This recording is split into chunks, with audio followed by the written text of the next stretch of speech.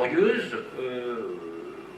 n'ont pas été, si elles ont certes été cette ère de la croissance, mais cette ère qui a été aussi ravageuse.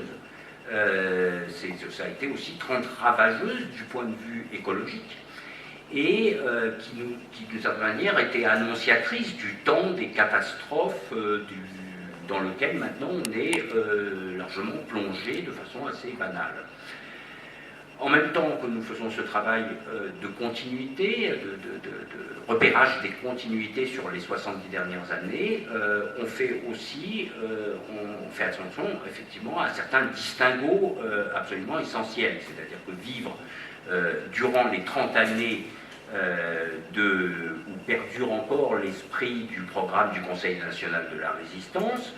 c'est pas du tout la même existence, nous le savons tous, que sous les 40 honteuses des néolibéraux. Et dans le premier cas, on est dans un productivisme en fait intégrateur, qui cherche un compromis entre les forces du capital et du travail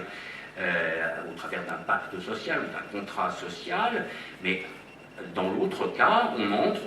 je dirais, dans un productivisme qu'on pourrait qualifier de désintégrateur, c'est-à-dire où, en même temps que les élites dirigeantes s'emploient à détruire tout le programme du CNR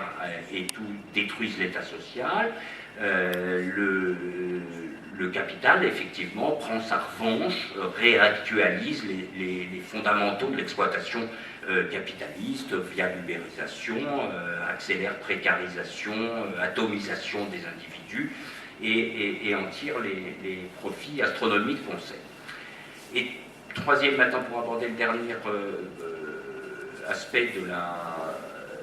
de notre interrogation générale sur le productivisme, c'est une interrogation de type anthropologique. Alors, dans le sillage d'auteurs comme Gunther Anders, qui est un philosophe allemand et qui évoquait à propos de la bombe atomique, il disait « Avec elle,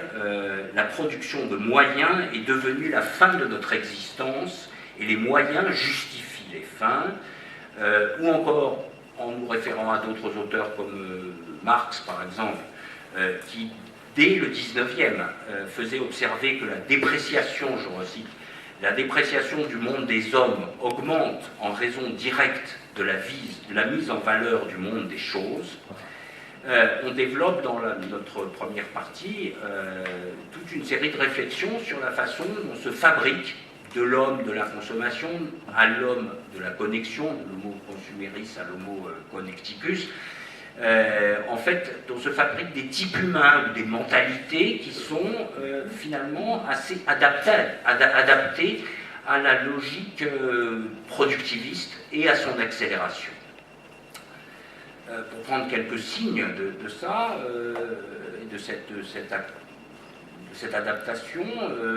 la façon dont nous acceptons finalement l'idée même de ressources humaines, c'est insensé.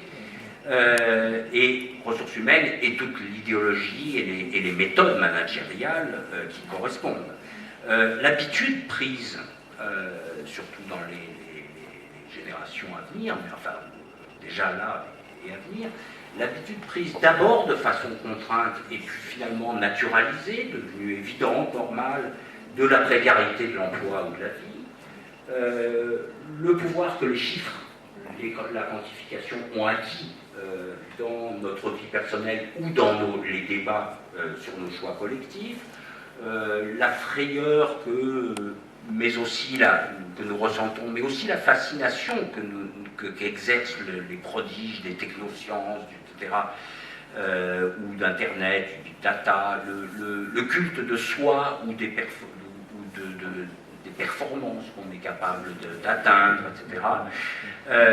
Tout ça constitue pour nous, avec des tas d'autres signes, je pourrais en évoquer encore plein d'autres,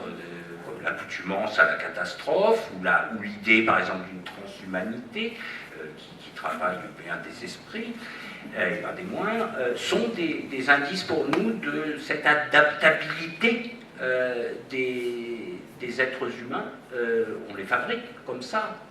voilà, par plein de choses, les médias, voilà, mais il n'empêche que on est face à une adaptabilité l'utilité de l'être humain à un productivisme permanent, illimité et qui inféode au bout du compte les êtres humains eux-mêmes et transforme leur vision du monde et leur esprit.